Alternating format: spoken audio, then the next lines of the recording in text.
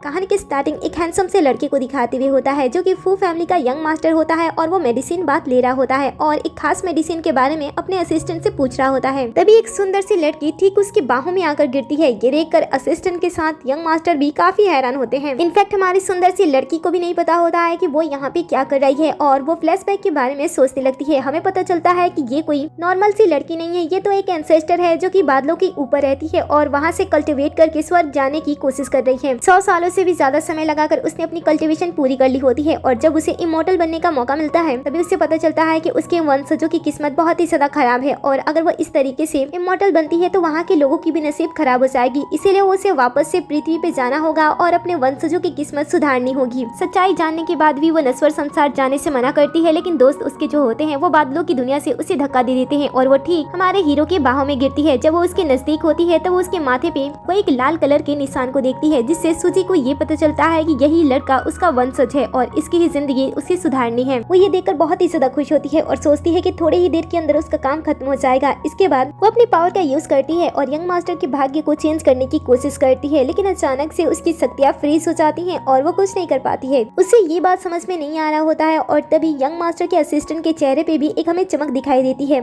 इधर young master इस चीज से बहुत ही ज्यादा परेशान हो जाता है और वो सूची को धक्का दे देता है, जिस वजह से वो पानी के बीच में चली जाती है। वो धीरे धीरे डूब रही होती है, लेकिन यंग मास्टर को स्लो मोशन में वो दिखाई दे रही होती है, जिसमें वो उसे धीरे धीरे पसंद आ रही होती है। अचानक से जब वो अपने इमेजिनेशन से बाहर निकलता है तब वो सूची को पानी के अंदर डूबते हुए देखता है। वो तुरंत उसके पास आता है और उसे बचाते हुए पूल से बाहर निकालता है। फिर वो उसे होश में लाने की कोशिश करता है और उसे सीपीआर देने लगता है। जब वो ऐसा कर रहा होता है तब वो गलती से सूची के साथ शादी के रिश्ते में बन जाता है। कुछ समय के बाद वो सूची को होश में लाता है। जब वो होश में आती है तब उसे ऐसा लगता है कि शायद उसने अपने वंशज के साथ रिश्ता बना लिया है ताकि वो उसकी मदद कर सके, लेकिन जब उसे रियलाइज होता है कि उसके वंशज ने उसे किस किया तब वो थोड़ी सी एम्बैरेस होती है। इधर जो यंग मास्टर होता है वो उसे पूछता है कि बताओ तुम कौन हो और तुम्हें यहाँ पे किसने भेजा है। सूजी बताती है कि वो बादलों से यहाँ पे आई है, लेकिन यंग मास्टर उसकी बातों पे भरोसा नहीं करता है और उसे पागल कहता है। ये सुनकर सूजी उसके ऊपर भड़क उठती है। वो कहती है कि मेरा नाम सूजी है और यहाँ पे मैं तुम्हारी मदद करने के लिए आई हूँ, मैं तुम्हारी पूर्वज हूँ, इसीलिए स्वर्ग ने मुझे यहाँ पे तुम्हारी किस्मत को बदलने के लिए भेजा है। यंग मास्टर उसकी बातों पे अभी भरोसा नहीं करता है और वो गार्ड को बुला लेता है ताकि वो लोग यहाँ से इसे लेकर जाए, लेकिन सूजी अपनी बात पे अड़ी रहती है। वो कहती है कि मेडिकल शावर लेने से तुम बच नहीं जाओगे, 2 महीने बाद तुम्हारी किसी तरीके से मौत हो जाएगी, इसलिए मुझे अपने साथ रखो। यंग मास्टर उसकी बातें सुनता है और उसे घर के अंदर लेकर चला जाता है। घर के अंदर जाने पे सूजी देखती है कि घर तो बहुत ही ज्यादा बड़ा है। वो सोचती है कि उसके वंशज की हालत इतनी भी ज्यादा खराब नहीं है। तभी असिस्टेंट अपने बॉस से कहता है कि बॉस क्या आप इस लड़की पे भरोसा करते हो। ये सुनकर यंग मास्टर अपने मन ही मन में सोचने लगता है। वो कहता है कि ये लड़की मेरे बारे में इतना सब कुछ जानती है, इसकी 2 ही वजह हो सकती है, या तो ये मुझे जान से मारने के लिए यहाँ पे आई है या फिर ये अच्छी डॉक्टर हो सकती है। ऐसा सोचते हुए वो अपने असिस्टेंट से कहता है कि इसे इसका कमरा दिखा दो। रात में सूजी सो रही होती है, लेकिन उसके दिल में बेचैनी होने लगती है। उसे ऐसा लगता है कि उसका वंशज खतरे में आने वाला है, इसीलिए वो रात में उसके कमरे में निगरानी देने लगती है और कमरे को चारों तरफ से ताबीज से ढक देती है ताकि यंग मास्टर को कोई भी परेशानी ना हो। लेकिन रात में अचानक से जब यंग मास्टर की आंखें खुलती है और वो सूची को ऐसी हालत में देखता है, वो तो बुरी तरीके से डर जाता है और जोर से चीखने लगता है। ये देखकर सूची उसे शांत करती है और बताती है कि उसे डरने की कोई जरूरत नहीं है, बस वो उसकी हिफाजत के लिए उसके पास थी। इसके बाद यंग मास्टर जब अपने कमरे की हालत देखता है तब वो और भी ज्यादा डर जाता है। सूची उसके डर को महसूस कर रही होती है, लेकिन वो उसे बताती है कि उसे उसकी चिंता थी, इसलिए वो कमरे में थी, लेकिन अब वो ठीक है तो वो कमरे से बाहर ही उसका इंतजार करेगी। ऐसा कहते हुए वो अचानक से कमरे से गायब हो जाती है। यंग मास्टर फिर से सो जाता है। सुबह में जब उसकी आंखें खुलती है तो वो कमरे से बाहर निकलता है और तभी ठीक कमरे का दरवाजा ओपन करते ही सूची उसके सामने आ जाती है। अचानक से फिर से उसे देखकर तो वो चीखने लगती है और साथ ही सूची भी उसे सही सलामत देखकर चीखने लगती है। कुछ समय के बाद वो दोनों साथ में ब्रेकफास्ट कर रहे होते हैं, जहाँ पे यंग मास्टर अपने असिस्टेंट के बारे में बताता है कि उसके असिस्टेंट की कल रात एक लॉरी से टक्कर हो गई थी, जिसमें उसे ज्यादा चोट तो नहीं लगा था, लेकिन कल रात वो पूरी तरीके से बारिश में भीग गया था क्योंकि उसकी गाड़ी भी खराब हो गई थी और वो बहुत ही बुरी कंडीशन में अपने घर पे पहुंचा था। ये सुनकर वो उसे कहती है कि तुम अपने असिस्टेंट के बारे में, वैसे यहाँ के खाने की चीजें उतनी ज्यादा टेस्टी नहीं है जैसे हमारे यहाँ होती है। ऐसा कहते हुए वो पावर से कुछ स्वर्गीय स्वीट डिश उसके सामने रख देती है और उसे खाने के लिए कहती है। यंग मास्टर उसके बार बार कहने पे थोड़ा सा उसके डिश में से ट्राई करता है, लेकिन जैसे ही वो स्वीट डिश खाता है उसे डिश तो बहुत ही ज्यादा पसंद आती है। एक एक करके वो पूरी की पूरी था क्योंकि उसे उसका टेस्ट बहुत ही ज्यादा पसंद आ रहा था, लेकिन वो भूल गया था कि ये स्वर्ग की डिश है जो कि उसके इंसानी शरीर को काफी हद तक उसे नुकसान भी पहुंचा सकती है और तभी उसके नाक से ब्लड आने लगते हैं। ये देखकर सूची घबरा जाती है क्योंकि उसे पता होता है कि ये सारी चीजें इंसानों के लिए तो बिल्कुल भी नहीं है, क्योंकि इसमें बहुत सारा पावर होता है और एक इंसानी बॉडी उसे झेल नहीं सकती है। वो तुरंत इस समस्या से निकलने के लिए मैजिकल तरीके से अपने घर के बाहर जाती है और स्वर्ग की छोटी बच्ची को बुलाती है जिसका नाम थंडर होता है। उसे देखते ही वो यंग मास्टर के बारे में सारी बातें एक एक करके बता देती है कि उसके साथ क्या हुआ था और उसने उसे कैसी चीजें खिला दी है और अब यंग मास्टर की बॉडी उन सारी चीजों को झेल नहीं पा रही है, इसलिए उसे कोई सोल्यूशन चाहिए। थंडर कहती है कि ठीक है और उसके बाद वो उसे प्रॉब्लम का सोल्यूशन बता देती है जो कि बहुत ही अजीब सोल्यूशन होता है। अगर कोई स्वर्गीय बॉडी उसके साथ रिलेशन बनाता है तो इससे उसके अंदर के जो पावर है वो शांत हो सकते हैं, लेकिन सूची ऐसा वैसा कुछ भी करने से मना कर देती है। वो कहती है वो मेरा ग्रेट ग्रेट सन है, आखिर मैं उसके साथ ऐसी चीजें कैसे कर सकती हूँ। थंडर कहती है कि तुमसे बहुत ही बड़ी गलती हो गई है, क्योंकि जिसे तुम अपना ग्रेट ग्रेट सन बता रही हो ना, वो तुम्हारा ग्रेट ग्रेट सन नहीं है। तुमने तो गलती से उसके साथ शादी का रिश्ता बना लिया है, इसलिए अब तुम्हारे लिए उसके साथ वो सब करना उतना भी ज्यादा मुश्किल नहीं है। ये सुनकर सूजी की हालत खराब हो जाती है। वो घर वापस लौटती है और सोचती है कि वो कौन है जो कि उसका असली परपोता है। उसे पता है कि उसके नाम में भी फू है और इसीलिए वो यंग मास्टर के साथ कंफ्यूज हो गई थी। रूम में आने के बाद वो नोटिस करती है कि डॉक्टर लगातार यंग मास्टर के नाक से ब्लड रोकने की कोशिश कर रहा होता है, लेकिन उससे कुछ भी नहीं होता है, इसलिए वो इस चीज को बीच में ही छोड़कर यहाँ से भाग जाता है। इसके बाद यंग मास्टर जब सूजी को देखता है तो वो कहता है कि मुझे पता है कि तुम यहाँ पे मुझे जान से मारने के लिए ही आई थी, इसलिए मुझे तुमने वो चीज खाने के लिए दी। ये सुनकर वो उसे कहती है कि नहीं ऐसी कोई बात नहीं है, लेकिन वो उसे बचा सकती है। ऐसा कहते हुए वो उसके धीरे धीरे क्लोज जाने लगती है और बताती है कि अगर वो उसके साथ रिलेशन बनाती है तो वो ठीक हो सकता है। ये सुनकर तो वो साफ साफ मना कर देता है और कहता है कि तुम्हें ऐसा करने की कोई जरूरत नहीं है, मुझे तो पहले ही से सकता कि तुम्हें मेरी बॉडी पसंद है, इसलिए तुम मेरे बार बार क्लोज आने की कोशिश करती रहती हो, लेकिन मैं तुम्हारे इरादे में तुम्हें कभी भी कामयाब होने नहीं दूंगा। ऐसा कहते हुए बार बार सूजी से पीछे छुड़ाने की कोशिश कर रहा होता है और तभी यहाँ पे घर की मेड भी ऐसा आती है जो कि इन दोनों को साथ में देकर वहाँ से चुपचाप निकल जाती है। अब यंग मास्टर अपने आप को छुड़ा भी नहीं पाता है क्योंकि सूजी ने उसके ऊपर पावर का यूज किया होता है और इसके बाद वो धीरे धीरे उसके क्लोज आने लगती है। वो उसके सभी कपड़े धीरे धीरे करके निकाल कर फेंक देती है। बाद में जब उसकी पैंट की बारी आती है तब यंग मास्टर पूरी तरीके से साय होने लगता है। वो उसे कहता है कि तुम मुझे छोड़ दो, मुझे नहीं ठीक होना है, लेकिन सूजी तो इतनी आसानी से उसे छोड़ नहीं रही होती है और तभी अचानक से यंग मास्टर के पास भी पावर आ जाते हैं। वो उसे धक्का देता है और उसकी पावर से खुद को आजाद कर लेता है और एक ही हाथ में उसे हवा में भी टांग देता है। ये देखकर तो उसे भी भरोसा नहीं हो रहा होता है, लेकिन सूजी समझ जाती है कि जो कुछ भी इसने खाया था ये उसका ही असर है, क्योंकि उसे खाने के बाद शायद अब इसकी बॉडी उस चीज को एक्सेप्ट कर ली है और इसके अंदर भी पावर आ चुकी है।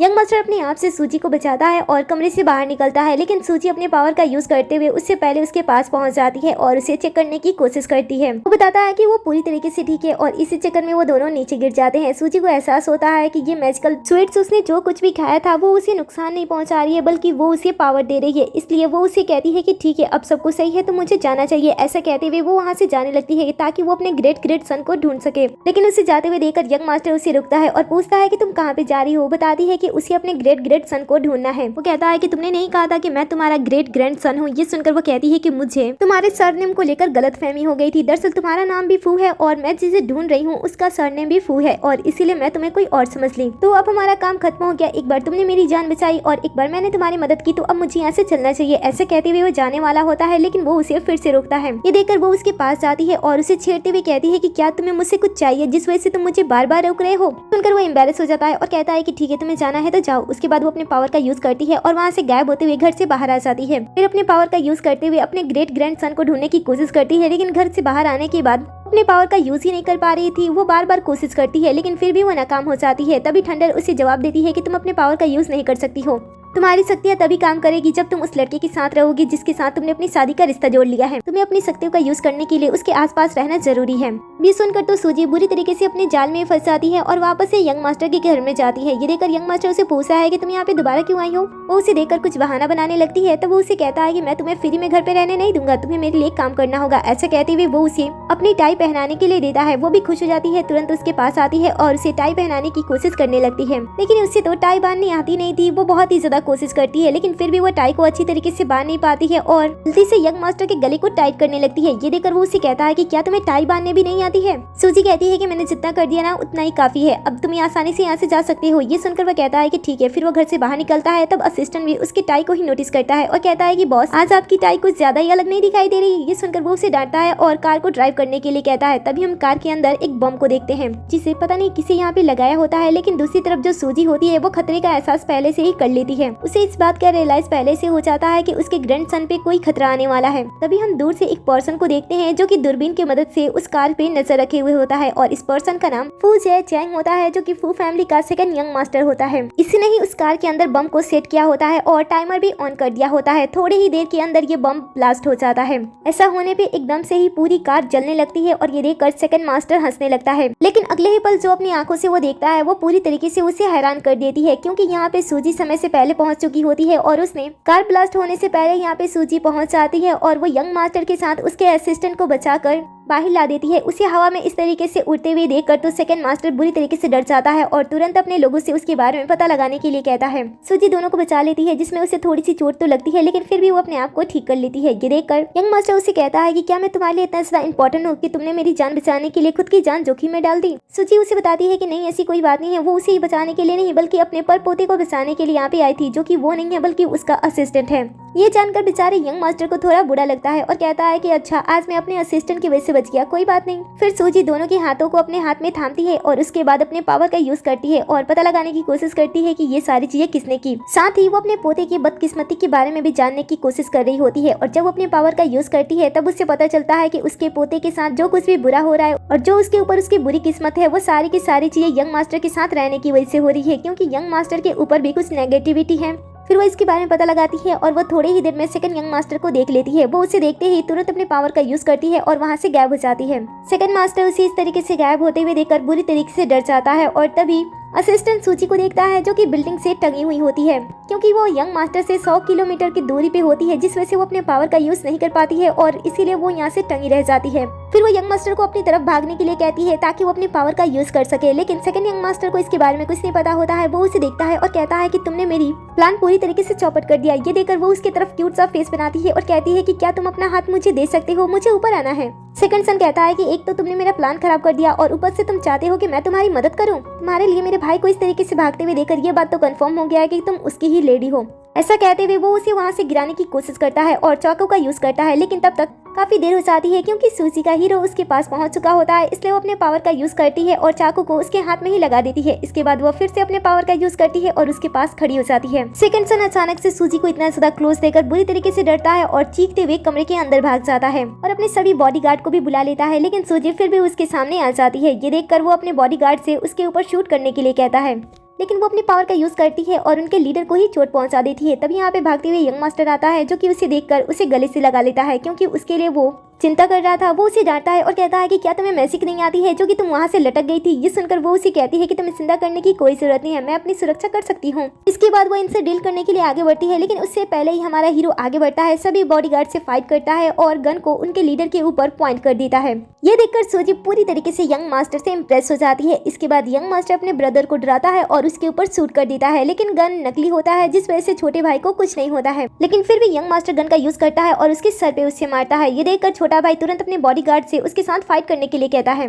सभी बॉडीगार्ड एक एक करके यंग मास्टर के साथ फाइट करते हैं, लेकिन यंग मास्टर फाइटिंग में बहुत ही ज्यादा अच्छा होता है, इसलिए वो सभी बॉडीगार्ड को अकेले ही हैंडल करता है और सभी को धूल चटा देता है। बुरी तरीके से हारने के बाद ये लोग तुरंत यहाँ से भाग जाते हैं और सूजी ये देखकर पूरी तरीके से इम्प्रेस होकर उसके लिए क्लैपिंग करने लगती है। बाद में यंग मास्टर अपने छोटे भाई को उसी बालकनी से रस्सी से बांधकर नीचे टांग देता है और जब वो उसकी मदद के लिए उसे पुकारता है तब वो उसकी मदद नहीं करता है, बल्कि वो उसकी रस्सी के पास एक चाकू रख देता है और कहता है कि ज्यादा अगर मूव करोगे तो खुद ही कटकर खुद ही नीचे गिर जाओगे। ऐसा कहते हुए वो उसके हाल पे छोड़ देता है और वहाँ से चला जाता है। कार में आने के बाद वो अपने हाथ पे लगे हुए चोट को साफ कर रहा होता है, तब सूजी भी उसकी मदद करने लगती है। ये देखकर यंग मास्टर उसे कहता है कि तुम कुछ टाइम पहले कह रही थी कि मेरी वजह से मेरे असिस्टेंट को परेशानी हो रही है। ये सुनकर वो उसे कहती है कि हाँ, तुमने सही सुना, तुम्हारे अंदर कुछ ऐसी नेगेटिविटी है जो कि तुम्हें हमेशा नुकसान पहुंचाने की कोशिश करती रहती है। ये तो तुम्हारा असिस्टेंट तुम्हारे पास रहता है, जिस वजह से तुम्हारी नेगेटिव ऊर्जा उसे नुकसान पहुंचाने में लग जाती है और तुम्हारी जान बच जाती है, जिस वजह से उसकी बुरी किस्मत है। अगर वो तुम्हारे पास ना रहता तो तुम कब के मर गए होते। दूसरी तरफ हम छोटे भाई को देखते हैं, जो कि किसी तरीके से बच गया होता है। वो बचने के बाद सबसे पहले इविल मॉक के पास कॉल करता है। ये वही पर्सन होता है जो कि पिछले 5 सालों से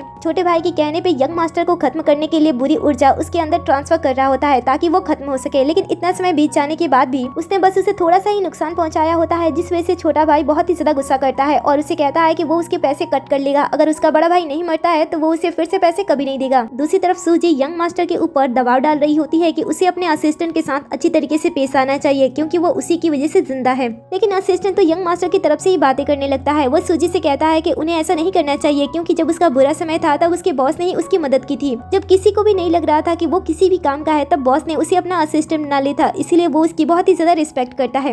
अपने असिस्टेंट के मुंह से ऐसी बातें सुनकर सूजी के सामने पहली बार यंग मास्टर को काफी ज्यादा अच्छा लग रहा होता है। अब सूजी तो ऐसा चाहती थी कि वो अपने पर पोते को यंग मास्टर से दूर करे और उसकी बुरी किस्मत किस्मत से उसे बाहर निकाले, लेकिन जो असिस्टेंट होता है उसे तो अपने बॉस के साथ रहना ही पसंद था। इसीलिए वो फैसला करती है कि असिस्टेंट की बुरी किस्मत को ठीक करने के लिए उसे सबसे पहले यंग मास्टर को बचाना होगा। बाद में वो दोनों बातें करते हुए कमरे की तरफ जा रहे होते हैं, जहाँ पे असिस्टेंट सूजी से कहता है कि अगर वो उसकी पूर्वज ना होती तो पक्का वो उसे प्यार कर बैठता, क्योंकि वो दिखने में बहुत ही ज्यादा सुंदर है। ये सुनकर सूजी कहती है कि तुम भी कम सुंदर नहीं हो, तुम भी बहुत ही अच्छी हो, तुम्हारे तो 6 पैक हैं। ये सुनकर असिस्टेंट कहता है कि ऐसी बात है, मेरे बॉस के पास तो 8 पैक हैं। ये सुनकर वो उसके बारे में सोचती है और कहती है कि ऐसी बात है, लास्ट टाइम तो मैंने ध्यान से देखा भी नहीं था। ये सारी बातें वो भी सुन रहा होता है, इसलिए सुबह सुबह वो हॉल में ही अपने कपड़े उतार कर एक्सरसाइज करने लगता है, ताकि वो अपनी बॉडी को सूजी को दिखाकर उसके सामने फ्लेक्स कर सके। लेकिन सुबह में जब सूजी आती है तब उसका ध्यान बिल्कुल भी उसके ऊपर नहीं होता है। उसका सारा का सारा ध्यान तो उसके पोते पे ही होता है। वो उसका ही ध्यान रख रही होती है और उसे खाने पीने की बातें कह रही होती है। और ये देखकर यंग मास्टर को बहुत ही ज्यादा बुरा लगता है कि वो आज सुबह में जल्दी उठा, उसने उसके लिए आज सुबह में एक्सरसाइज की, लेकिन फिर भी उसने उसके ऊपर ध्यान ही नहीं दिया। सूजी उसे देखती है और कहती है कि देखो सुबह में ठंडी हवाएं चल रही हैं, इसलिए अच्छा होगा कि तुम शाम को एक्सरसाइज करो, ये तुम्हारे लिए ज्यादा बेस्ट होगा। बाद में सभी साथ में बैठकर ब्रेकफास्ट कर रहे होते हैं, जहाँ पे सूजी अपने पोते का ही ध्यान रख रही होती है और उसे ज्यादा से ज्यादा चीजें खिला रही होती है, उसका मुंह पोंछ रही होती है और एक छोटे से बच्चे की तरह असिस्टेंट का पूरी अच्छी तरीके से ख्याल रख रही होती है। और ये सारी चीजें देखकर यंग मास्टर को बहुत ही ज्यादा जेलसी होने लगती है, क्योंकि वो ये सारी चीजें खुद चाहता था। इसीलिए जब वो ये सारी चीजें बर्दाश्त नहीं कर पाता है तब वो डांटता है और कहता है कि मेरा असिस्टेंट कोई छोटा बच्चा नहीं है, वो अपना ध्यान बहुत ही अच्छी तरीके से रख सकता है, क्योंकि वो बड़ा हो चुका है। ये सुनकर सूजी उसे कहती है कि अच्छा तुम भी तो बड़े हो, 21वीं सदी से हो, लेकिन कई सारी ऐसी चीजें हैं जो कि तुम्हें बिल्कुल भी नहीं आती हैं। ये सुनकर उसे अच्छा नहीं लगता है। वो कहता है कि अच्छा होता कि इससे अच्छा मैं उस कार के अंदर ही मर गया होता है। ये सुनकर सूजी उसे कहती है कि अच्छा तुम्हें मरने की इतनी ज्यादा जल्दी क्यों है, वैसे अगर तुम मर जाते तो मुझे बहुत ही ज्यादा बुरा लगता है। ये सुनकर वो उसे पूछता है कि ऐसा क्यों, तब वो अपने मन ही मन में कहती है कि अगर तुम मर जाते तो मैं अपने पावर का यूज नहीं कर पाती और मैं शायद हमेशा के लिए यहीं पे फंस के रह जाती। और वैसे भी तुम तो मेरी शादी के रिश्ते के साथ बंधे हुए हो, तो मुझे तो तुम्हारे साथ ही रहना है। लेकिन वो इसके बारे में उसे कुछ भी नहीं बताती है और वापस से अपने पोते का ध्यान रखने लगती है। कुछ समय के बाद वो अपने फोन से एक लॉकेट को यंग मास्टर को दिखाती है और कहती है कि क्या तुम इसे पहचानती हो। यंग मास्टर उस लॉकेट को पहचान लेता है और कहता है कि हाँ मुझे पता है, ये हैन डायनेस्टी का जेट पत्थर है जिसे एक फेमस लेडी पहनती थी, लेकिन कुछ समय पहले ही उसकी मौत हो गई। मरने के साथ उसके कब्र से भी चीजें चुराई गई थी और उस समय ये जेट पत्थर भी उसके साथ था। तो अब मुझे ये पता नहीं है कि ये पत्थर कहाँ पे है। मुझे बताती है कि ये पत्थर तुम्हारे लिए बहुत ही ज्यादा कीमती है, अगर तुम इस पत्थर को पहनते हो तो कुछ ही समय के अंदर तुम्हारे जो नेगेटिविटी तुम्हारे ऊपर छाई है, जो बुरी किस्मत तुम्हारे ऊपर है, वो सारी की सारी चीजें खत्म हो जाएंगी धीरे धीरे। इसीलिए तुम्हें इसे हासिल करना होगा। अब सभी सोच रहे होते हैं कि वो इस चीज को कैसे हासिल करे। तभी असिस्टेंट सभी को सुझाव देता है कि हाल फिलहाल में एक ऑक्शन होने वाला है और चांसेस हैं कि ये नेकलेस वहाँ पे दिखाई दे सकता है। इसीलिए ये दोनों फैसला करते हैं उस ऑक्शन में जाने के लिए। कुछ समय के बाद वो ऑक्शन एक बड़े से होटल में ऑर्गेनाइज हुई होती है, जहाँ पे यंग मास्टर का छोटा भाई भी अपनी गर्लफ्रेंड रैंग रैंग के साथ आया होता है। जैसे ही छोटा भाई अपने बड़े भाई को यहाँ पे देखता है, वो उसके इंसल्ट करने की कोशिश करता है और सबके सामने शो ऑफ मार रहा होता है। लेकिन जैसे ही उसकी नजर सूजी पे जाती है, वो उसे देखकर डर जाता है। सूजी भी यंग मास्टर का बदला लेते हुए उसके ऊपर अपने पावर का यूज करती है, जिस वजह से वो उसके सामने घुटने टेक देता है और उसके बाद जब वो दोबारा मैसेज करती है तब वो कुत्ते की तरह भौंकना स्टार्ट कर देता है। वो अपने आप को संभालने की और खड़े होने की बहुत ही ज्यादा कोशिश करता है, लेकिन फिर भी सूजी के पावर की वजह से वो कुछ भी नहीं कर पाता है। जब नीलामी स्टार्ट होती है तब जाकर सूजी उसे छोड़ती है और वो अपनी जगह पे जाकर बैठता है। कुछ समय के बाद नीलामी स्टार्ट हो जाती है। सबसे पहले एक नेकलेस को सबके सामने लाया जाता है, जिसकी कीमत 10 मिलियन होती है। रैंग रैंग को वो पसंद आती है, इसलिए वो दूसरे सन से उसे खरीदने के लिए कहता है और वो 11 मिलियन की बोली लगा देता है। सूची को भी वो नेकलेस पसंद आता है, इसलिए यंग मास्टर भी उसके ऊपर बोली लगाता है, वो भी 20 मिलियन की। एक नेकलेस के ऊपर इतनी बड़ी कीमत लगाते हुए देख दूर बैठी हुई एक लड़की जिसका नाम लिन होता है, जो चैन फैमिली की डॉटर होती है और साथ ही यंग मास्टर फियांसी होती है, वो उसे रोकने की कोशिश करती है। ये देखकर रैंग रैंग, जो कि उसकी अच्छी दोस्त थी, वो उसे ऐसा करने से मना करती है और कहती है कि जब वो अपने पैसे बर्बाद कर रहा है तो उसे अपने पैसे बर्बाद करने दो। यंग मास्टर भी कह देता है कि उसकी लेडी को ये पसंद है तो वो इसके ऊपर कितने भी पैसे बर्बाद कर देगा। ये देखकर रैंग रैंग को जेलसी होती है और वो भी अपने बॉयफ्रेंड के ऊपर दबाव डालने लगती है कि वो भी बड़ी बोली लगाए। ये सुनकर वो भी अपने आप को बड़ा दिखाने के लिए उस नेकलेस के ऊपर वापस से बोली लगाता है, जो कि 21 मिलियन होती है। फिर यंग मास्टर भी उसे बीट करने के लिए बोली लगाने वाला होता है, लेकिन सूजी उससे रोक लेती है और कहती है कि मुझे वो नेकलेस नहीं चाहिए। यंग मास्टर को कुछ समझ में नहीं आता है कि उसने ऐसा क्यों किया, लेकिन थोड़ी देर बाद छोटा भाई जो होता है वो उस नेकलेस को जीत लेता है और उसके बाद वो नेकलेस उसका हो जाता है। फिर वो आगे बढ़ता है और पूरे शान के साथ उस नेकलेस को खरीदता है और अपनी गर्लफ्रेंड को पहना देता है, वो भी सबके सामने। गर्लफ्रेंड भी ये देखकर सबके सामने इतरा रही होती है, खास करके सूजी के सामने। लेकिन सूजी बदले में ऐसे जवाब देती है जिसे उसने बिल्कुल भी एक्सेप्ट नहीं किया था। वो कहती है कि मुझे पता है कि ये हान डायनेस्टी का नेकलेस है, लेकिन ये नेकलेस किसी इंसान का नहीं है, बल्कि ये तो एक पालतू कुत्ते का नेकलेस है। हाल फिलहाल में जो बड़ी हस्ती मरी हुई है ये उनके पालतू डॉगी का है, इसलिए मैं इस पे ज्यादा पैसे वेस्ट नहीं करना चाहती थी। वैसे अच्छा हुआ तुमने इसे खरीद लिया। अब ये सुनकर तो इन्हें बहुत ही ज्यादा बेइज्जती फील होती है, साथ ही आसपास के जितने भी लोग होते हैं वो उनका मजाक उड़ाते हैं और उनके ऊपर हंसने लगते हैं। गर्लफ्रेंड उसे निकालने की कोशिश करती है, लेकिन बॉयफ्रेंड उसे ऐसा करने से रोकता है और कहता है कि तुमने ही मेरे ऊपर दबाव डाला था ना, तो इसे पहन कर रखो। फिर जो उसकी दोस्त लीना होती है वो अपना स्कार्फ निकालती है और तुरंत उसके गले को ढक देती है ताकि उसे ज्यादा एम्बेरस फील ना हो। कुछ टाइम के बाद नीलामी आगे बढ़ा दी जाती है और दूसरी इंपॉर्टेंट चीज को सबके सामने लाई जाती है, जो कि बेशकीमती एक पेंटिंग होती है, वो भी बहुत ही ज्यादा पुरानी पेंटिंग। जैसे ही लोग देखते हैं वो बहुत ही ज्यादा खुश होते हैं, क्योंकि इस पेंटिंग को अपने लाइफ में देखना ही एक बड़ी बात थी। इस पेंटिंग को सैन मोचेन ने बनाया था, जो कि बेशकीमती खजाने से भी ज्यादा कीमती थी। सिंपली बताया तो ये पेंटिंग किसी जैकपॉट से कम नहीं थी, इसलिए लोग जैसे उसे देखते हैं उसके ऊपर 30 मिलियन, 40 मिलियन, 50 मिलियन की बोली लगाने लगते हैं। सेकंड सन भी उस पेंटिंग को देख रहा होता है और उसे पता होता है कि ये पेंटिंग बहुत ही ज्यादा खास है। वो सोचता है कि अगर वो उस पेंटिंग को हासिल कर लेता है और अपने डैड को उनके बर्थडे के रूप में देता है तो शायद वो फैमिली का उत्तराधिकारी बन सकता है, इसलिए वो उस पेंटिंग के ऊपर 100 मिलियन की बोली लगा देता है। फिर यंग मास्टर भी पीछे नहीं हटता है, वो भी उसी पेंटिंग के ऊपर 200 मिलियन की बोली लगा देता है। ये देखकर सूजी उसे डांटती है और कहती है कि एक फेक पेंटिंग के ऊपर तुम इतनी बड़ी बोली कैसे लगा सकते हो। जैसे ही लोग इसके मुंह से ये बात सुनते हैं कि ये पेंटिंग फेक है, सभी आपस में गॉसिप करने लगते हैं। स्टेज पे जो होस्ट होता है वो सूजी से कहता है कि क्या आपको पता है कि आप क्या कह रहे हो, ये पेंटिंग बहुत ही ज्यादा कीमती है, आप इसके ऊपर ऐसे इल्जाम नहीं लगा सकते हो। लेकिन सूजी उसके कहने के बाद भी डरती नहीं है, वो कहती है कि ये पेंटिंग फेक है और मुझे ये बात पता है। जैसे ये बात इस पेंटिंग के मालिक को पता चलता है, जो कि बहुत ही ज्यादा अमीर होता है और लोग इसे मास्टर कह के पुकारते हैं, वो तुरंत यहाँ पे आता है। वो आते ही इस बात पे दावा करते हैं कि उनके ऑक्शन में आज तक कोई भी नकली चीज नहीं लाया है। अब मास्टर को यहाँ पे अचानक से देखकर सभी सोचते हैं कि सूजी तो मुश्किल में पड़ने वाली है, क्योंकि उसने मास्टर के साथ पंगा लिया है। ना ही उनके पास पावर की कमी है और ना ही पैसे की। लोगों के इल्जाम लगाने के बावजूद भी सूजी आराम से बैठ रही होती है और अपनी ड्रिंक एंजॉय कर रही होती है। यंग मास्टर भी सूजी का ही साथ देता है और कहता है कि मेरी लेडी अगर कह रही है कि वो नकली है तो मैं इसका ही साथ दूंगा। अगर वो गलत साबित होती है तो मैं डबल देने के लिए तैयार हूँ, लेकिन फिर भी उसके साथ अगर कोई बदतमीजी करेगा तो मैं उसे बिल्कुल भी नहीं छोड़ूंगा। ये सुनकर छोटा भाई आगे आता है और कहता है कि डबल देने की क्या जरूरत है, तुम दोनों चुपचाप उनके सामने माफी मांग लो और इस चीज को यहीं पे खत्म कर दो। लेकिन ये लोग उसकी बातें बिल्कुल भी नहीं सुनते हैं। ये देखकर सूजी उससे कहती है कि ठीक है, अगर आप लोगों को मेरी बातें गलत लगती है तो कोई बात नहीं है, आप लोग अपना ऑक्शन कंटिन्यू रखो। लास्ट में जिस किसी के पास भी ये पेंटिंग आती है और उसने जितने दामों में इस पेंटिंग को खरीदा होगा, अगर मैं गलत साबित होती हूँ तो मैं जीतने वाले पर्सन को उस अमाउंट का डबल पे करूंगी। लेकिन अगर ऑक्शन खत्म होने के बाद मैं इस पेंटिंग को साबित कर देती हूँ कि ये नकली है, जितने पैसों में इसे खरीदा गया होगा उससे डबल मुझे आप लोगों को देना होगा। सभी लोग शर्त मान लेते हैं और धीरे धीरे ऑक्शन फिर से आगे बढ़ने लगती है। छोटा भाई 50 मिलियन तक की बोली लगा देता है इस पेंटिंग को हासिल करने के लिए, लेकिन जैसे ही बड़ा भाई जैसे ही 1 बिलियन की बोली इसके ऊपर लगाता है, सभी शांत हो जाते हैं और बड़ा भाई इस ऑक्शन को जीत लेता है और ये पेंटिंग उसकी हो जाती है। इस पेंटिंग को हासिल करने के बाद सूजी सबके सामने जाती है और इस पेंटिंग के बारे में कुछ खास बातें सभी को बताती है। वो कहती है कि इस पेंटिंग को सैन मोचेन ने बनाया था बहुत सालों पहले। देखने से तो ये पेंटिंग आम पेंटिंग की तरह दिखाई देती है, लेकिन ये पेंटिंग बहुत ही ज्यादा ताकतवर है। इस पेंटिंग को पास रखने से और घर में रखने से गुड लक आते हैं और आपका जीवन बहुत ही ज्यादा अच्छा होता है। इसलिए इस पेंटिंग को स्वर्ग के इमोर्टल लोग भी चाह रखते थे कि ये पेंटिंग उनके पास रहे, क्योंकि ये पेंटिंग बहुत ही ज्यादा सुंदर भी थी। ऐसा कहते हुए अपने पावर का यूज करती है और अपनी उंगली को उस पेंटिंग की तरफ करती है। देखते ही देखते वो पेंटिंग साइन करने लगती है और थोड़ी देर के अंदर वो पेंटिंग जलकर खत्म हो जाती है। इस तरीके से सूजी सबके सामने ये साबित कर देती है कि ये पेंटिंग नकली है, क्योंकि अगर ये असली होती तो ये किसी भी कीमत पे नहीं जलती।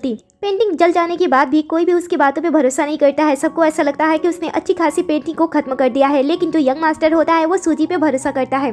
वो कहता है कि वो सूजी के मुंह से निकले हुए सभी शब्द पे पूरा भरोसा करता है। लेकिन जो लोग होते हैं वो तो पागल होते हैं, उन्हें ऐसा लगता है कि आज तो सूजी किसी भी हाल में नहीं बचने वाली है। सभी उसे जान से मारने के लिए एक साथ कहने लगते हैं। तभी मास्टर अपने जगह से उठते हैं और सभी को शांत करते हैं। वो कहते हैं कि ये उनकी जगह है, इसलिए बिना उनके परमिशन के यहाँ पे तमाशा करने की कोई जरूरत नहीं है। ऐसा कहते हुए वो सबको शांत करते हैं और फिर वो सूजी के पास जाकर उसके सामने झुक जाते हैं और उसे अपने साथ स्टडी रूम में बात करने के लिए उसे इनवाइट करते हैं। ये सुनकर वो उसे कहती है कि ठीक है, लेकिन आपको सबसे पहले पैसे देने होंगे वादे के मुताबिक। ये सुनकर वो तुरंत उसके अकाउंट में 2 बिलियन ट्रांसफर करने की बात करते हैं। वो कहती है कि मेरे अकाउंट में नहीं बल्कि यंग मास्टर के अकाउंट में ये पैसे ट्रांसफर होने चाहिए। वो तुरंत ही यंग मास्टर के अकाउंट में पैसे ट्रांसफर करा देती है और उससे बात करने के लिए उसे अपने स्टडी रूम में लेकर चले जाते हैं। ये सारी चीजें सेकंड सन भी देख रहा होता है। उसने आज से पहले कभी भी मास्टर को किसी के सामने झुकते हुए कभी भी नहीं देखा था, क्योंकि न ही इनके पास पैसे की कमी थी और न ही पावर की, तो इन्हें किसी के सामने झुकाना लगभग नामुमकिन नामुमकिन था। लेकिन आज वो समझ नहीं पा रहा होता है कि आखिर वो सूजी के सामने क्यों झुक गया, जबकि उसने उनकी पेंटिंग को भी खत्म कर दिया। बाद में मास्टर वापस यहाँ पे आते हैं और सभी को यहाँ से जाने के लिए कहते हैं, लेकिन जो रैंक रैंक होती है वो सीन क्रिएट करने लगती है।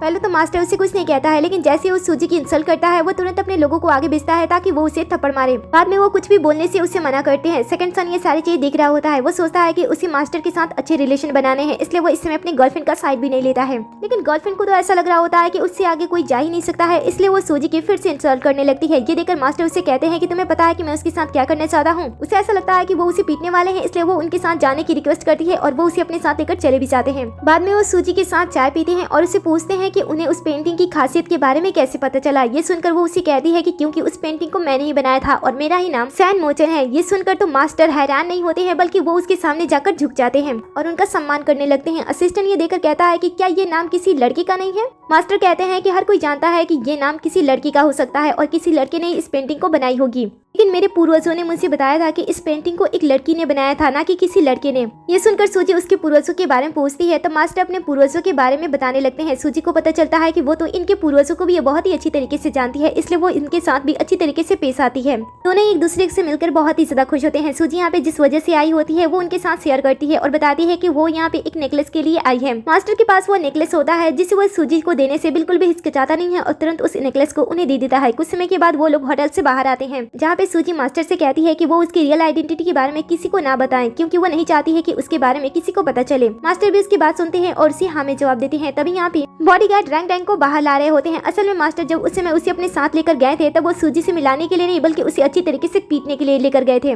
जब बॉडीगार्ड उसे अच्छी तरीके से पीट देते हैं तब उसे होटल से बाहर फेंकने के लिए उसे लेकर आए होते हैं। मास्टर उसे देखते ही उसे कहते हैं कि इस कचरे को होटल से बाहर ले जाकर फेंक दो। फिर वो लोग वहाँ से निकल जाते हैं। कार में आने के बाद सूजी उस नेकलेस को तुरंत यंग मास्टर को पहना देती है ताकि वो ठीक हो जाए। लेकिन अब तो यंग मास्टर के दिल में सूजी के लिए फीलिंग्स आने लगी होती हैं, इसलिए वो उसके क्लोज रहने की कोशिश करता है और बहाने से उसके क्लोज होने की कोशिश करता है। लेकिन सूजी को तो सच में उसकी फिक्र होने लगती है, इसलिए वो अपने मैजिकल आइज का यूज करती है और उसकी पूरी बॉडी को स्कैन करती है। लेकिन उसे कहीं पे भी कुछ भी गलत दिखाई नहीं देता है, इसलिए वो उसे कहती है कि तुम तो पूरी तरीके से ठीक हो। लेकिन असिस्टेंट ये सब कुछ देखकर मुस्कुरा रहा होता है, क्योंकि वो अपने बॉस की चालाकियां समझ रहा था।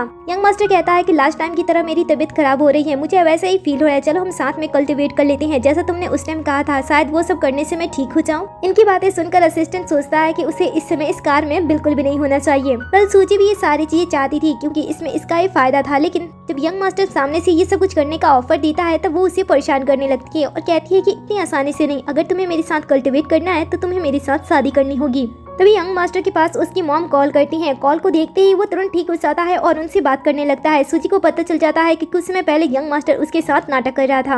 यंग मास्टर अपनी मॉम से बात करता है। उसकी मॉम इस समय उसके ऊपर बहुत ही ज्यादा गुस्सा होती है, क्योंकि उन्हें उस ऑक्शन के बारे में पता चला था जहाँ पे यंग मास्टर सूजी के साथ गया था और वहाँ पे उसकी फियोंसे भी थी। लेकिन उसने अपने फियोंसे पे ध्यान नहीं दिया, बल्कि उस लड़की पे ज्यादा ध्यान दिया, जिस वजह से वो अपने बेटे पे गुस्सा हो रही होती है और कहती है कि तुम्हें पता है ना कि तुम एंगेज्ड हो, जल्दी हम दोनों फैमिली मिलकर तुम दोनों की शादी कर देंगे, इसलिए अच्छा होगा कि तुम लीना के साथ अच्छी तरीके से पेश आओ। वैसे मैंने लीना को तुमसे मिलने के लिए तुम्हारे घर पे भेजा है, तो उसके साथ अच्छी तरीके से पेश आना। ऐसा कहते हुए फोन को रख देती हैं। फोन को रखने के बाद यंग मास्टर अपने फियोंसे के बारे में बिल्कुल भी नहीं सोचता है। वो तो सूजी से कहता है कि चलो हम शादी कर लेते हैं। सूजी भी ये सुनकर खुश हो जाती है, क्योंकि उसे पता होता है कि अगर वो यंग मास्टर के साथ रहती है तो उसके पावर वापस आ जाएंगे और वो वापस से हेवन चली जाएगी, जिस वजह से दोनों शादी के लिए मान जाते हैं और तुरंत उसी वक्त मैरिज ब्यूरो के ऑफिस आते हैं और वहाँ से शादी करके वापस लौटते हैं। घर आने के बाद दोनों मैरिज सर्टिफिकेट को देखकर बहुत ही ज्यादा खुश हो रहे होते हैं। इसके बाद असिस्टेंट दोनों को साथ में किस करने के लिए कहता है। सूजी भी यंग मास्टर को किस करना चाहती थी, इसलिए दोनों एक दूसरे को किस करने लगते हैं और असिस्टेंट दोनों की फोटोग्राफ्स निकालने लगता है। जैसे इन दोनों का होता है वैसे यंग मास्टर नोटिस करता है कि सामने उसकी फियोंसे है। वो उसे देखकर उसे अवॉइड करता है, लेकिन लीना उसके पास आती है, उससे शादी के लिए कांग्रेस करती है और यहाँ से जाने लगती है। लेकिन सूजी को लीना पसंद होती है, इसलिए वो उसे अपने साथ घर के अंदर लेकर चली जाती है। घर के अंदर जाने के बाद वो उसे बात करती है। तब लीना को पता चलता है कि लीना तो यंग मास्टर को पसंद नहीं करती है, इसलिए उसे फर्क नहीं पड़ा, उसने किसी और से शादी कर ली। लेकिन उसके घर वाले उसके ऊपर दबाव डालेंगे कि वो यंग मास्टर से शादी करे। इसकी बातें सुनकर प्रॉब्लम से इन दोनों को बाहर निकालने के लिए दोनों की झूठ मूठ की शादी करा देती है और झूठी फोटोग्राफ्स भी निकाल देती है, ताकि अब से इन दोनों की फैमिली इन दोनों को परेशान ना करे। आगे लीना को वो अपना कमरा भी उसे दे देती है। ये देखकर यंग मास्टर सोचता है कि शायद अब से वो उसके साथ रहना चाहती है, इसलिए वो अपना कमरा लीना को दे रही है। इसीलिए यंग मास्टर को भी अब लीना के यहाँ रहने से कोई भी प्रॉब्लम नहीं होता है। अब आगे सारी चीजें ठीक चल रही होती है और यंग मास्टर सिर्फ और सिर्फ सूजी के बारे में ही सोच रहा होता है। उस पल के बारे में सोचता है जब सूजी पहली बार उससे मिली थी और उसे कंफ्यूजन हो गई थी। वो सारी बातें अपने असिस्टेंट के साथ शेयर कर रहा होता है। तभी अचानक से उस बात का ख्याल आता है जब सूजी ने उसे कहा था कि उसने पूरी जिंदगी में 9 बार शादी किया है। इसीलिए वो थोड़ा सा इनसिक्योर फील करने लगता है और अपने असिस्टेंट से उन सभी लोगों के बारे में पता लगाने के लिए कहता है, ताकि वो ये देख सके कि वो सारे जो लोग थे वो हैंडसम थे या फिर नहीं।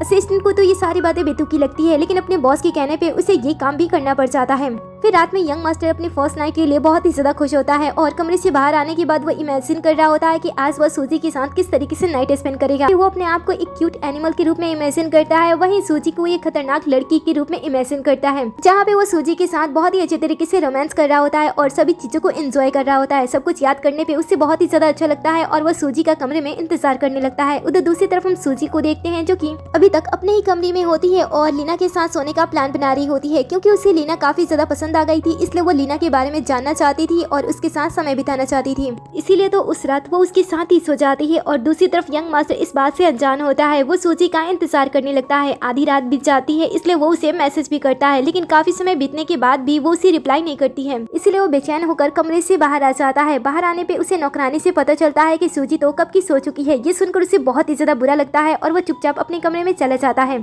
अगली सुबह सूजी नाश्ते के लिए आती है, जहाँ पे वो यंग मास्टर के लॉकेट को देखती है जिसे उसने नहीं पहना था। इसलिए वो उसे इसके बारे में पूछती है। असिस्टेंट अपने बॉस को छेड़ते हुए कहता है कि शायद मेरे बॉस को अब दूसरा लॉकेट चाहिए, प्यार का लॉकेट टाइप्स। ये देखकर बॉस गुस्से से असिस्टेंट की तरफ देखता है और वो शांत हो जाता है। तब तक टेबल पे लीना ने बहुत सारे खाने के डिश बना दिए होते हैं, जिसे देखकर सूजी काफी इंप्रेस होती है और उसे पूछती है कि क्या तुम्हें खाना बनाना आता है। फिर सभी उसके बनाए गए खाने को खाते हैं, जो कि सच में बहुत ही ज्यादा टेस्टी होता है, इसलिए सभी उसकी तारीफ करने लगते हैं। तभी यहाँ पे भागते हुए नौकरानी आती है और सबको बताती है कि यहाँ पे यंग मास्टर और लीना के पेरेंट्स आ चुके हैं। ये सुनकर सभी उनसे मिलने के लिए बाहर जाते हैं, जहाँ पे मॉम जैसे ही लीना को इस हालत में देखती है, उन्हें बहुत ही ज्यादा बुरा लगता है कि उनकी बेटी शादी करने के बाद यहाँ पे खाना बना रही है। उन्हें ये बात इतनी ज्यादा लग जाती है कि वो वहीं पे बेहोश हो जाती है। उन्हें दिल की बीमारी थी, इसलिए सूजी बताती है कि उसे खाना बनाना बहुत ही ज्यादा पसंद है, लेकिन वो ये कर नहीं पाती है। तो दोनों फैमिली चाहती थी कि बच्चों की शादी शानदार तरीके से हो, जिससे इनका प्रॉफिट हो, लेकिन अचानक से दोनों ने शादी कर ली। इस बात से इन्हें काफी ज्यादा बुरा लगा। लीना की मॉम की हालत देखकर तो सभी बहुत ही ज्यादा परेशान हो रहे होते हैं, लेकिन सूजी उनके हस्बैंड को शांत करती है अपने पावर से। फिर वो आगे बढ़ती है और हवा में हाथ लहराते हुए लीना के मॉम को ठीक करते हुए पीछे हट जाती है। ये सब कुछ यंग मास्टर की मॉम भी देख रही होती है और कहती है कि तुम्हें क्या लगता है तुम्हारे हाथ ऐसे लहरा देने से वो ठीक हो जाएंगी? तभी यंग मास्टर खुश होते हुए कहता है कि हाँ क्यों नहीं, वो थोड़ी ही देर के अंदर ठीक हो जाएंगी। डैड अपनी ही बेटी लीना को कोस रहे होते हैं कि ये सारी चीजें उसकी वजह से हो रही है। लीना पहली बार अपनी चुप्पी तोड़ती है और उन सभी से अपनी तरह से डील करती है। वो कहती है कि वो बचपन से ही शेफ बनना चाहती थी, लेकिन उनकी वजह से ये चीजें मुमकिन नहीं हुई। इसी तरीके से वो यंग मास्टर से भी शादी नहीं करना चाहती थी, लेकिन इन लोगों की वजह से उसे ये सब कुछ भी करना पड़ा। थोड़ी देर के अंदर उसकी मॉम होश में आती है और उन्हें ये जानकर बहुत ही ज्यादा बुरा लगता है कि उनकी वजह से उनकी बेटी क्या कुछ अब तक सहना पड़ा। इसीलिए वो उसे माफी मांगती है और साथ ही सूजी का शुक्रिया अदा करती है कि उन्होंने उसे ठीक कर दिया। थोड़ी ही देर के अंदर सूजी इनके फैमिली प्रॉब्लम को पूरी तरीके से ठीक कर देती है। इसके बाद वो अपने हस्बैंड को इशारा करती है कि वो अपनी मॉम को भी मना ले। यंग मास्टर अपनी मॉम के पास आता है, उनसे माफी मांगता है उसने जो कुछ भी किया था, इसलिए उसकी मॉम भी माफ कर देती है। लेकिन वो उसे कहती है कि मैंने इसे माफ कर दिया है, लेकिन मैं चाहती हूँ कि तुम फैमिली की प्रॉपर्टी को संभालो। मैं नहीं चाहती हूँ कि तुम्हारे डैड अपनी दूसरी वाइफ की वजह से ये सारी चीजें अपने दूसरे बेटे को दे दे।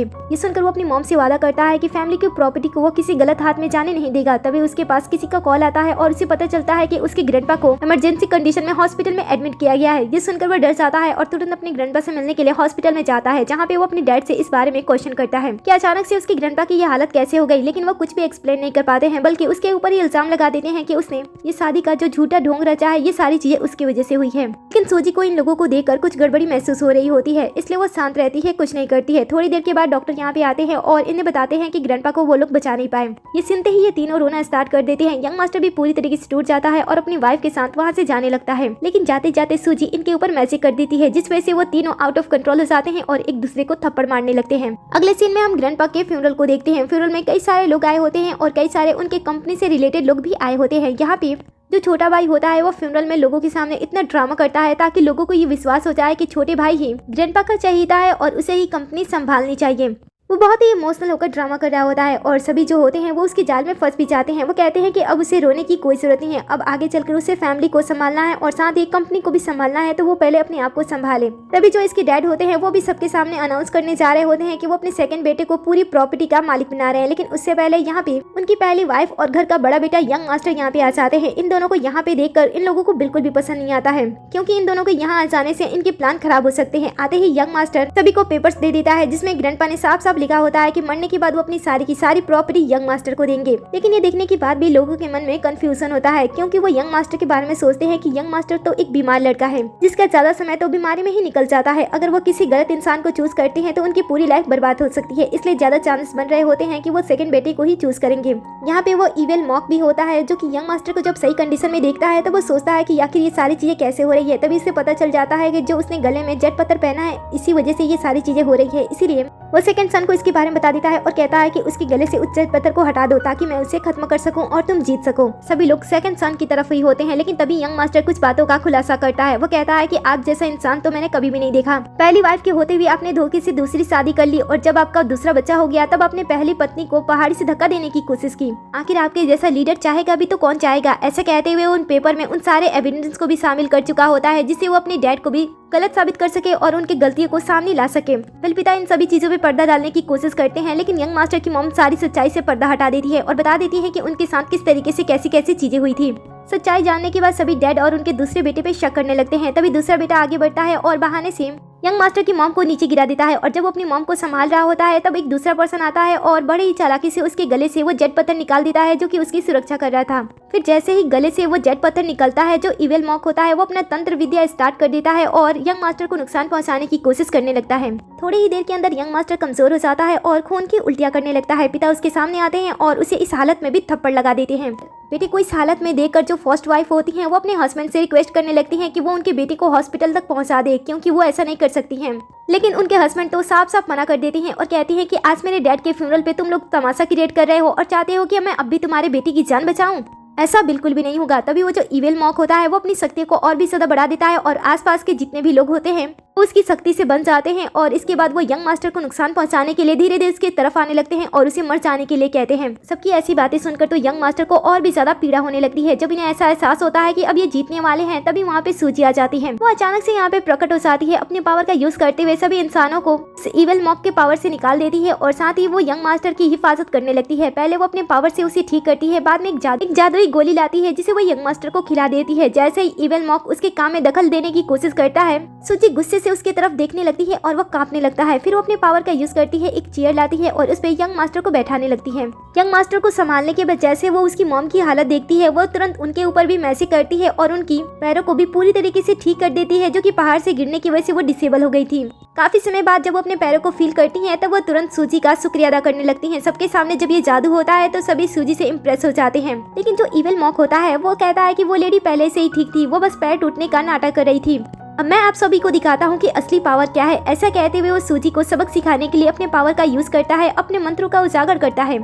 काफी देर तक वो ये तमाशा करता रहता है। लोग जो कि उसे देख रहे होते हैं वो काफी डरने लगते हैं, क्योंकि ये जो इविल मॉक होता है उसने लोगों से झूठ बोला होता है कि वो इमोर्टल है, वो स्वर्ग से आया हुआ एक मॉक है, इसीलिए लोग डर रहे थे। वो अपने पावर का यूज करता है, बहुत सारे मंत्र बोलता है और काफी सारी जादुई शक्तियां एकत्रित करने के बाद वो सूजी के ऊपर हमला करता है। सूजी बस थोड़े से पावर का यूज करती है और इसकी हालत ही खराब हो जाती है। ये तो पहले ही बार में मुंह से खून की उल्टियां करने लगता है। हारने के बाद भी वो अपना हार एक्सेप्ट नहीं करता है, बल्कि ये कहता है कि उसे बस छोटी सी गलती हो गई थी इसलिए वो हार गया। लेकिन तभी सूजी उसकी तरफ बढ़ने लगती है और वो उसे देखकर डर जाता है और नीचे गिर जाता है। सूजी उसके पास आती है, पावर का यूज करती है और उसकी जादुई भूख उससे छीन लेती है और कहती है कि बस इसके दम पे तुम मुझे हराने की कोशिश कर रहे थे। ऐसे कहते हुए वो उसके सामने उसे फाड़ देती है। फिर वो कहती है कि क्या तुम्हें मेरे साथ मुकाबला करना है। वो तो डर के मारे उसके सामने गिर जाता है और माफी मांगने लगता है। ये देखकर वो उससे कहती है कि अच्छा ये बताओ, तुमसे ये सारी चीजें करने के लिए किसने कहा था, तुमने किसके कहने पे यंग मास्टर की जिंदगी बर्बाद कर दी। वो तुरंत कह देता है कि ये सारी चीजें करने के लिए उसे सेकंड सन ने कहा था। लेकिन सेकंड सन तो तुरंत ही इस बात को नकार देता है। मॉक कहता है कि इसी के कहने पे मैंने यंग मास्टर के साथ वो सारी चीजें की थी, उसने उनके जेट पत्थर को भी चुरा लिया, मेरे पास सभी चीजों के सबूत भी हैं। ये सुनकर वो गुस्से से उसकी तरफ देखती है और उसका कपड़ा गायब हो जाता है।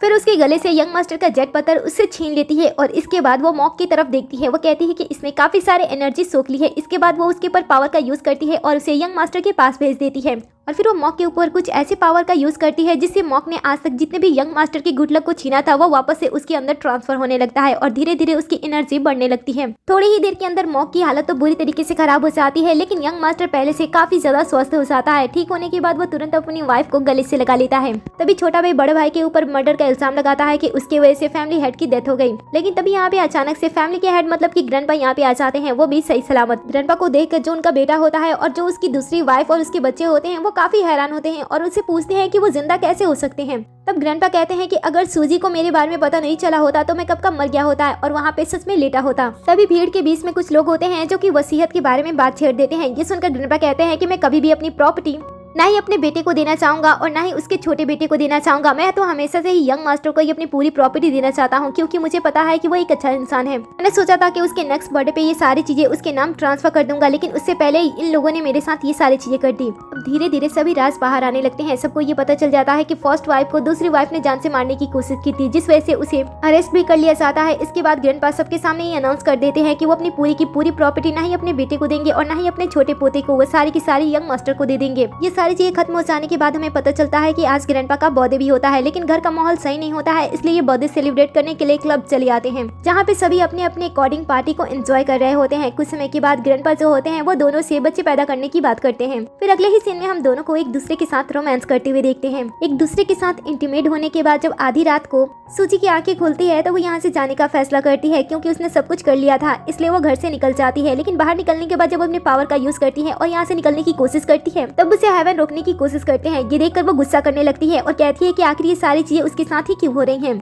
उसने तो अपने परपोते की किस्मत को भी चेंज कर दिया और साथ ही उसने यंग मास्टर के साथ रिलेशन भी बना ली, तो अब उसे यहाँ से चले जाना चाहिए। वो जब गॉड के ऊपर गुस्सा करती है तब उसके ऊपर बिजली गिरने लगती है। कुछ समय के बाद यहाँ पे थंडर आ जाती है। थंडर को देखते ही वो उसे कहती है कि अच्छा होगा कि इस बार तुम मुझे एक सही वजह बताना कि मेरे साथ ये क्यों हो रहा है। ये सुनकर वो उसे कहती है कि ठीक है, तुम्हें उसके साथ सच्चे प्यार के रिश्ते में बनना होगा। ये सुनकर वो उसे कहती है कि अच्छा, मैंने उसके साथ शादी कर ली, उसके साथ रात बिता लिया, अब मुझे उसके साथ क्या करना होगा। थंडर बताती है कि वो लड़का तो तुमसे सच्चा प्यार करता है, लेकिन शायद तुम ना करती हो। ये सुनकर वो उसे कहती है कि तुम ऐसा कैसे कह सकती हो। तभी कमरे से यंग मास्टर भी सूजी को ढूंढते हुए घर से बाहर आ जाता है और उसे बाहर लड़की के साथ देख लेता है। वो प्यार के बारे में बातें कर रही थी, इसलिए छुपकर वो उसकी बातें सुनने लगता है। थंडर पे बहुत ही ज्यादा गुस्सा करती है और कहती है कि देखो, अब तुम लोगों का बहुत ही ज्यादा हो रहा है। तुम लोगों ने काफी सारी चीजें करने के लिए की थी और मैंने सब कुछ किया है, इसलिए अब मेरे लिए परेशानी पैदा करना बंद कर दो। तुम लोगों ने पहले कहा था कि मुझे यहाँ पे आकर अपने वंशज को ठीक करना होगा, लेकिन अब तुम लोग मुझे प्यार के झमेले में फंसाने की कोशिश कर रहे हो। ये सुनकर वो उसे कहती है कि देखो, आज मैं तुम्हें एक सच्चाई बताने जा रही हूँ।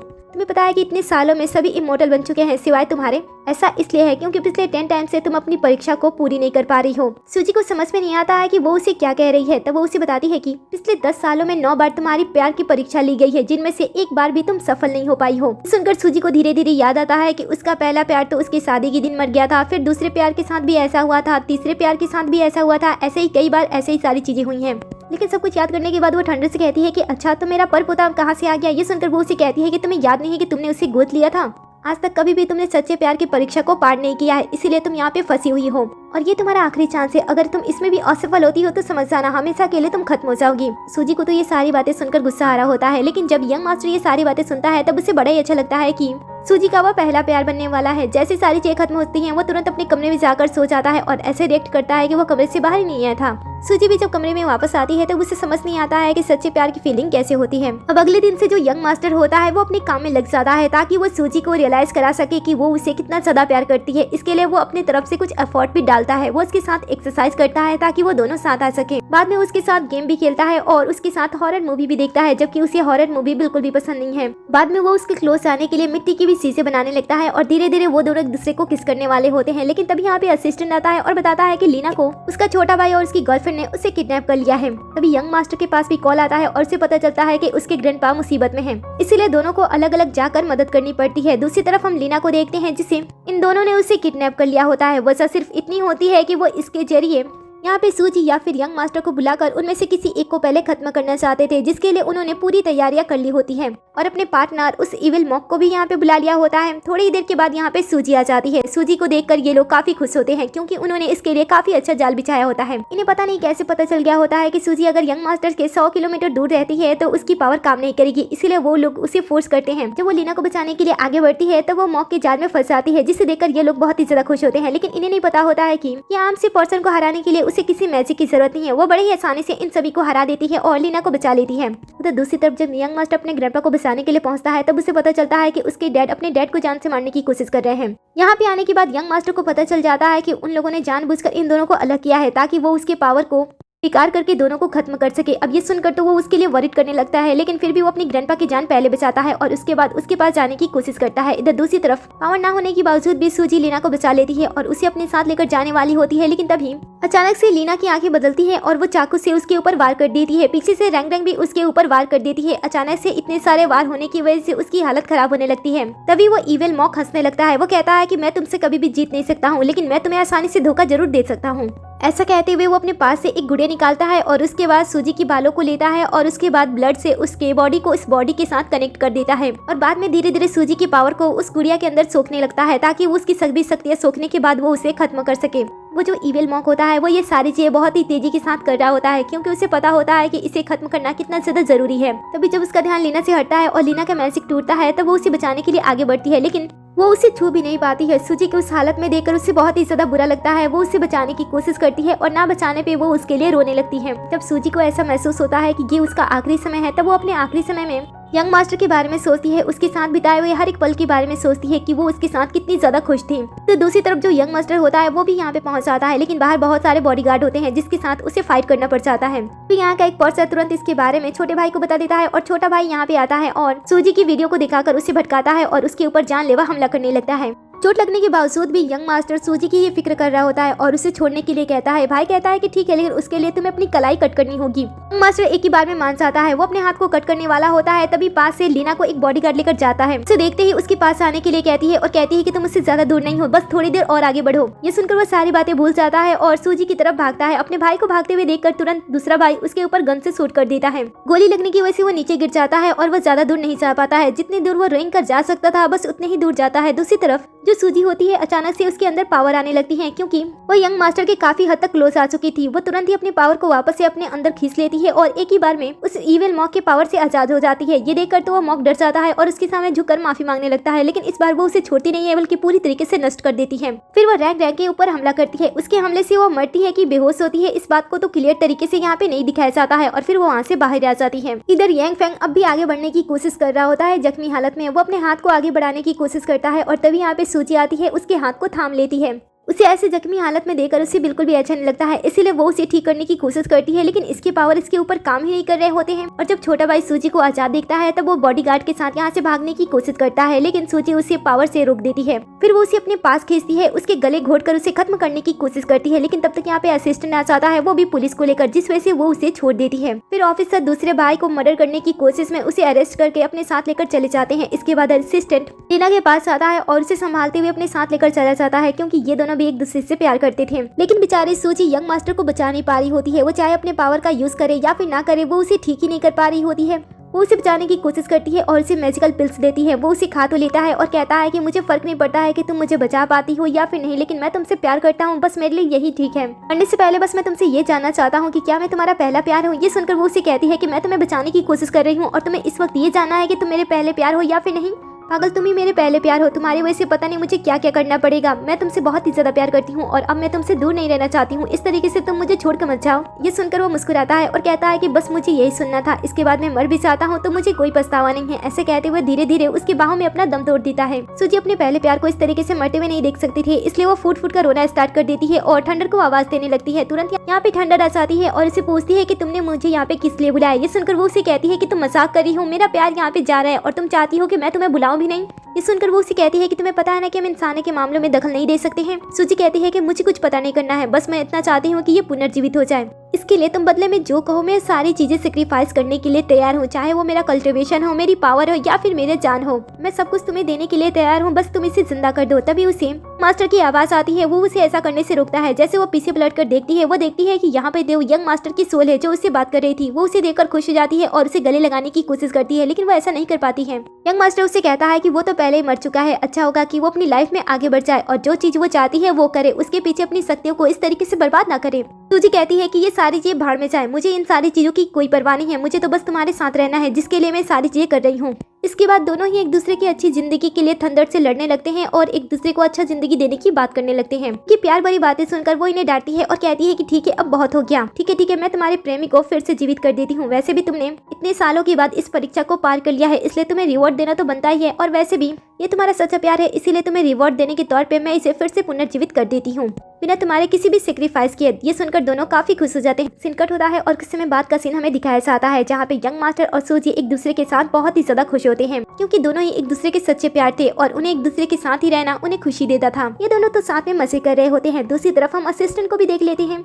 असिस्टेंट और लीना ने भी शादी कर लिया होता है और बहुत ही जल्द उनका बच्चा भी पैदा होने वाला होता है। ये दोनों भी साथ में काफी ज्यादा खुश होते हैं और एक दूसरे से सच्चा प्यार करते हैं, और इसी स्वीट से सीन पे इस ड्रामे का देन हो जाता है। अगर सच्चा प्यार हो तो वो आपके पास आ ही जाता है। वेल, आपको ये ड्रामा कैसा लगा मुझे कमेंट में जरूर बताना। क्या आप भी सिंगल हो और अपने सच्चे प्यार का इंतजार कर रहे हो तो कमेंट में जरूर बताना। कहानी का एंड आपको कैसा लगा कमेंट में ये भी बताना। जाने से पहले वीडियो को लाइक कर दे, साथ ही चैनल को भी सब्सक्राइब कर दे, नोटिफिकेशन बेल को भी ऑन कर ले, जिससे कि आप हमारे हर एक वीडियो से अपडेट रहो, और वीडियो पे हाइप करना तो बिल्कुल भी ना भूलें।